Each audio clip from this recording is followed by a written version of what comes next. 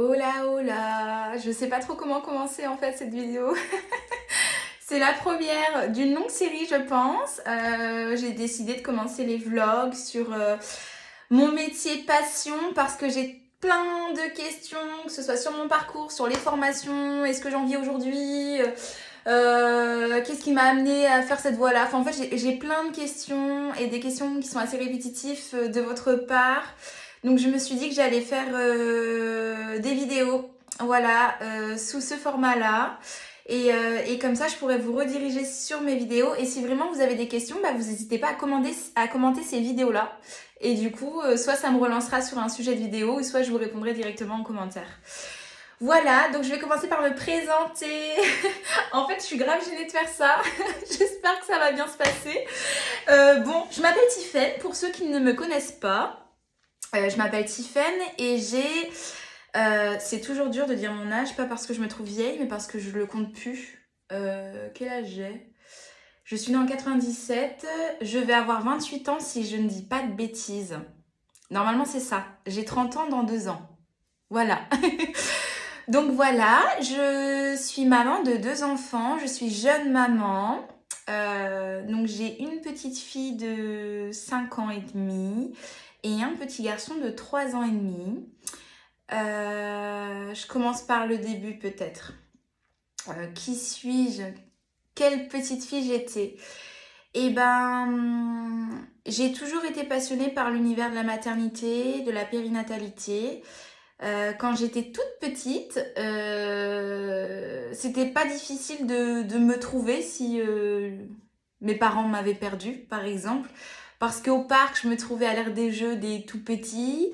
À la piscine, j'étais tout le temps dans la pataugeoire. Enfin voilà. Quand on faisait des repas, des fêtes de famille, bah, j'étais la nounou gratuite sur le site. J'étais bénévole, mais parce que j'adorais ça, attention. Donc voilà, si on me cherche, voilà, vous me trouvez près d'une femme enceinte ou près de tout petits bébés ou d'enfants. Voilà, c'est pas difficile là-dessus. J'ai toujours été passionnée et je pense que ça s'explique, mais en tout cas, moi, j'ai pas la réponse du pourquoi, du comment. Je suis attirée depuis mon plus jeune âge par ce milieu-là. J'ai un parcours atypique. J'ai un parcours atypique et je pense que c'est pas anodin non plus. Mon histoire d'ailleurs a fait le tour du monde. J'ai accouché ma maman lorsque j'avais 12 ans. C'était mon souhait en plus d'assister à la naissance de ma petite sœur. C'était pas faisable, hein, mais en tout cas c'était mon souhait. Et en fait j'ai pu assister à la naissance mais à la maison. Ce sera peut-être le sujet d'une autre vidéo si vraiment vous souhaitez que je rentre en détail sur cet événement, même s'il y a plein de témoignages de moi là-dessus. Là, pour le coup, je pourrais vraiment répondre à toutes vos questions parce que généralement, quand on m'interviewe là-dessus, bah, les journalistes, ils choisissent en fait les questions, eux, qu'ils ont envie d'entendre les réponses pour leur programme. Mais là, pour le coup, moi, je pourrais répondre à toutes les questions que vous souhaitez que je réponde, sans aucune transparence. Et j'adore parler de ça, donc voilà. Donc j'ai accouché ma maman de ma petite sœur, Maëlys, lorsque j'avais 12 ans. Donc voilà, ça a été... en fait, ça m'a confortée dans l'idée que oui, on m'appelait peut-être vers ce milieu-là, je sais pas trop, mais en tout cas, c'était sûr que c'était la voie que je voulais emprunter. Donc moi, au collège, j'avais aucun souci de chercher mon orientation. Je me rappelle mes amis qui savaient pas du tout ce qu'ils souhaitaient faire, qui répondaient à plein de questionnaires. Moi, je savais. Je voulais être auxiliaire puère ou sage-femme. Sage-femme, ce qui m'a bloquée, c'est les études. Moi, j'avais vraiment besoin de rentrer rapidement dans la vie active. Donc, j'ai très vite abandonné l'idée de sage-femme. Et ça m'allait complètement. Même si je pense que j'assisterai à d'autres accouchements. J'en suis même persuadée. Par quelle manière, je sais pas, mais j'en suis persuadée. Et du coup, le projet Oxy, c'était ce qui me convenait le plus, avec ce côté nouveau-né hospitalier, ce côté évolution en structure d'enfant. Donc voilà, je partais plutôt pour un parcours Oxy. Et en fait, la vie a fait que je voulais rentrer très très rapidement dans la vie active, être vraiment indépendante très rapidement. Donc après mon bac, donc j'ai un bac ES, après mon bac, je me suis orientée directement vers une formation adulte de CAP petite enfance, donc une formation en 10 mois, ce qui m'a permis au bout de 1 an d'avoir le diplôme et d'être toute jeune diplômée et sur le terrain. Donc voilà, j'ai directement travaillé en école. J'ai adoré mon expérience en école. Ça a été très très dur de quitter les élèves, de quitter les familles qui ont tout fait pour que je reste. Mais bon, c'était assez précaire finalement le contrat en école. C'était du 24 heures semaine, si je dis pas de bêtises. Et voilà, on avait pour projet d'achat de maison. Donc forcément, 24 heures semaine, non, il me fallait un 35 heures. Donc du coup voilà, j'ai arrêté l'école, mais j'ai adoré, ça reste un magnifique souvenir. Et j'ai commencé les remplacements en crèche. Faut savoir qu'en crèche, j'ai jamais été titularisée, j'ai toujours fait que des remplacements. Et puis après, voilà, hein, la suite, voilà, une fois qu'on a une maison, et ben, on a envie d'agrandir la famille. Et nous, on avait la possibilité d'eux, donc je suis devenue maman très jeune. Je suis devenue maman, j'avais 21 ans quand je suis tombée enceinte de Lana, si je ne dis pas de bêtises. Et j'ai accouché, j'avais 22 ans. Donc voilà, une expérience incroyable. Et puis on avait le souhait si on pouvait, d'avoir 2 enfants rapprochés. Donc 2 ans après, je suis tombée enceinte du coup de Thiago. Donc là, qui a 3 ans et demi. Donc j'avais 23 ans quand je suis tombée enceinte de Thiago et j'ai accouché à 24 ans. Si je dis pas de bêtises, ça se trouve, je décale d'1 an. Je sais plus, je suis nulle dans les dates. Mais approximatif, je suis une jeune maman et très très fière de l'être. Ça pourrait être ça aussi un sujet sur les jeunes mamans. Je pense que pour libérer la parole, ça pourrait être un sujet intéressant de vidéo. Pareil, si il y a des jeunes mamans ici qui me regardent et qui souhaitent me poser des questions, partager leur expérience, je pense que je pourrais ouvrir un sujet là-dessus parce que effectivement, être jeune maman dans notre société, et ben, ça peut être difficile à affronter peut-être le regard de certaines personnes. Moi, en tout cas, je l'ai toujours bien vécu. Mais c'est vrai qu'à 21 ans, être enceinte, à 21 ans, bah moi, mes amis, ils étaient encore en études, quoi. Mais moi, non, moi, je voulais avancer dans ce côté-là sans m'arrêter sur mes études parce que je souhaite évoluer professionnellement tout au long de ma carrière. Je suis en parcours VAE actuellement et je sais que je ne m'arrêterai pas là. Je continuerai d'évoluer au fur et à mesure des années, au fur et à mesure des expériences que j'aurai acquises au fil voilà, de mes années. Donc voilà, je sais que c'est pas un frein pour moi d'avoir des enfants. Non, ça en frein rien, c'est que du plus en tout cas pour moi. Donc voilà, un petit peu, je m'en mêle un petit peu les pinceaux. Je suis devenue maman et là, ça a déclenché quelque chose en moi.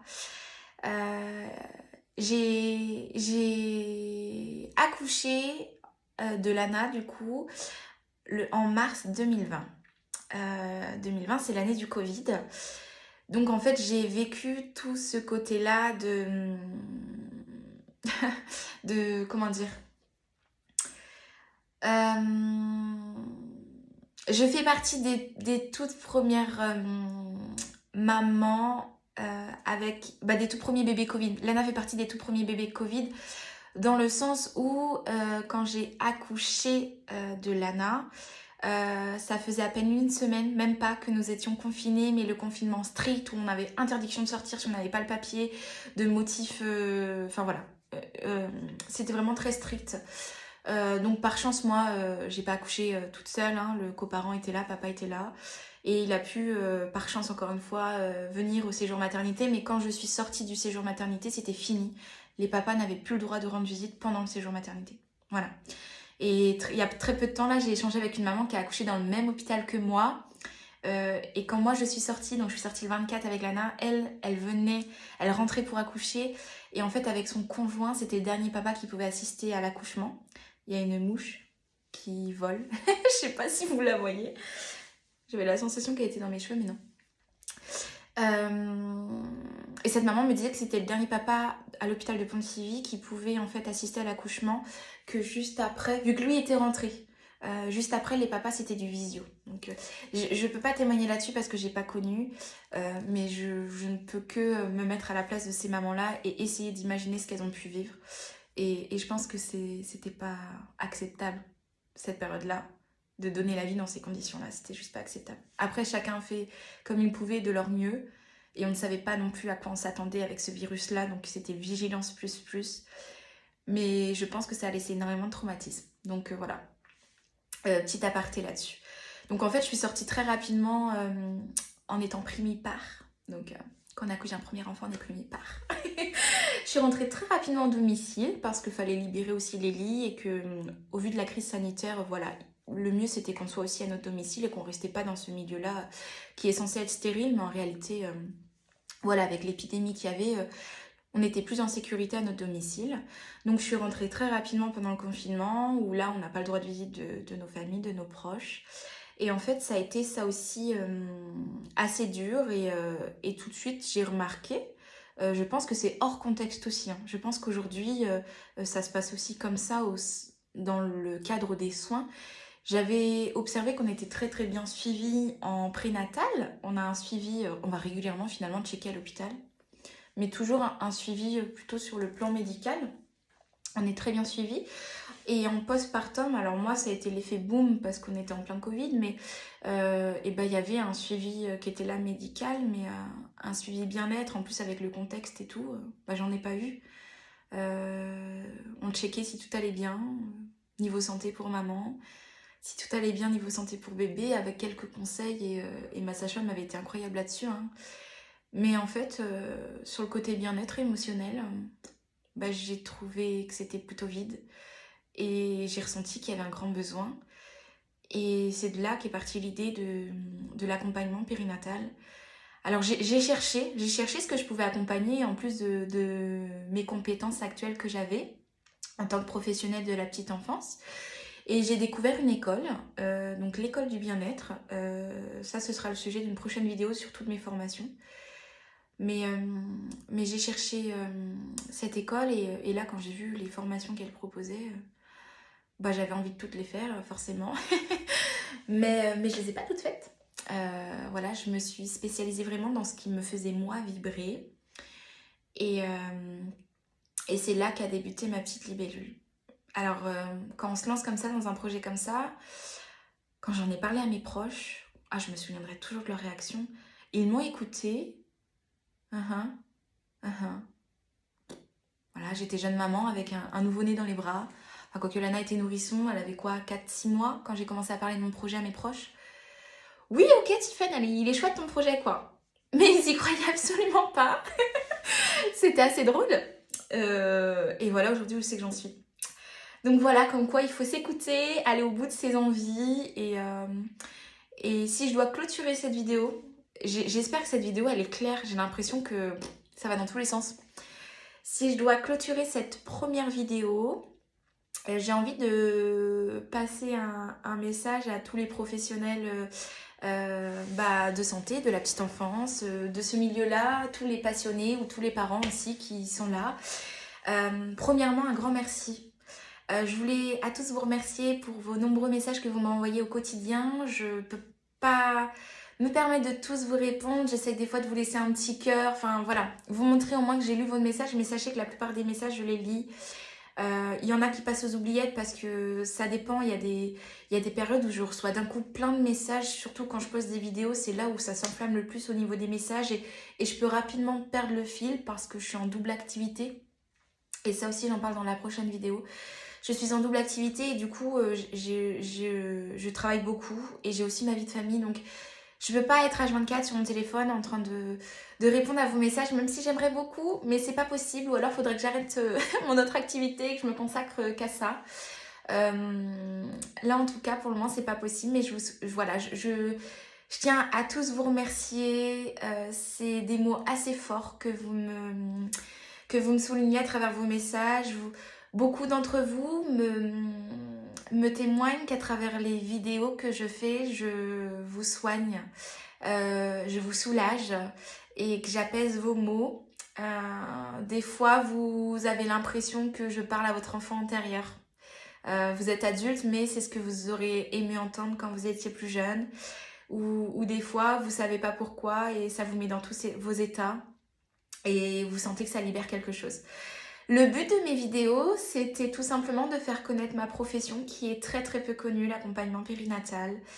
Moi j'exerce du coup, j'ai monté mon entreprise en 2020 et j'exerce depuis 2000, 22, à la naissance de mon fils Thiago, j'ai commencé à prendre des rendez-vous.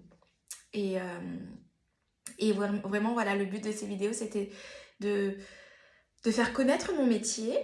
Et le but aujourd'hui, c'est qu'à travers les témoignages, vous pouvez vous reconnaître. Le but aujourd'hui, c'est de libérer certaines paroles sur des sujets qui sont malheureusement... j'ai plus le mot. Des sujets qui restent délicats. Il y a un mot, je l'ai plus, ça me vient plus, mais... des sujets délicats, il n'y a pas de sujet sensible. Et c'est vrai, lorsque vous venez me voir, il n'y a aucun jugement. Peu importe votre histoire, peu importe votre ressenti. Vous avez le droit, vous êtes libre de ressentir ce que vous ressentez. Et quand vous venez me voir, c'est ça qui est chouette, c'est que vous vous sentiez entier, de me confier votre histoire, votre témoignage. Et peu importe la séance que je peux vous proposer, hein, que ce soit le réflexo, le thérapeutique bain, des massages, lorsque vous venez me voir, vous laissez quelque chose. Vous repartez plus léger et c'est réussi pour moi. Donc voilà, je vous remercie et j'espère que ce format va vous plaire. Abonnez-vous. Je sais pas où c'est que ça va être, mais voilà, si vous souhaitez suivre mon aventure sur les vlogs de ma petite libellule, n'hésitez pas à vous abonner.